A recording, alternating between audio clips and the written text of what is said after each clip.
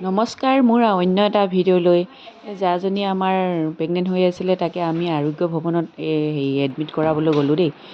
এয়া এডমিট কৰালোঁ, কৰি cabin room এটা ল'লোঁ, লৈ অলপ সময় বহিছোঁ। চবেই ব্যস্ত আৰু আঁতৰিকেইটা গৈ কিনে পালেগৈ নহয়। আঁতৰিকেইটা গৈ কিনে পালেগৈ। অকণমান দেৰি সিহঁতৰ লগত কথা বতৰা পাতিলোঁ, পাতি কিনে চবেই বহিলে আৰু সিহঁতি ক'লে বোলে আমি এনেই সুধা হাতে গুচি আহিলোঁ, আপোনালোককনো কি খুৱাম। এয়া চাহ আনি দিলে, চাহ আনিলোঁ, চাহ চবেই খালোঁ। চাহ খাই বহিলোঁ, বহি সিহঁতেও বহুত দেৰি থাকিলে। ৰাতি 11:30-12টামান বজাত সিহঁতি চবেই আহিছে। এনেকৈ সেই গেঞ্জি পিন্ধাজন বাপেক দেই, সেই গেঞ্জি পিন্ধি হাঁহি আছে যে সেইজনে বাপেক হ'ব আৰু। বাপেক হোৱা নাই মানে। এয়া আমাৰ পেচেণ্টটো একদম আৰামত বহি আছে।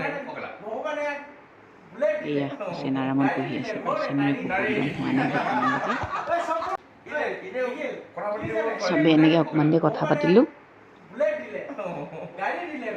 কথা পাতি আমাৰ দুদিনৰ অপেক্ষা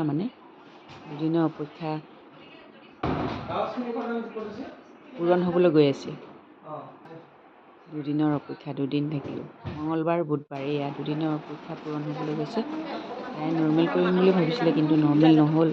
চিজান কৰাবলৈ লৈ গৈছে। চিজান কৰিবলৈ গৈছে, হেৰি কৰিছে আৰু চিজান নকৰিলেও উপায় নাই মানে।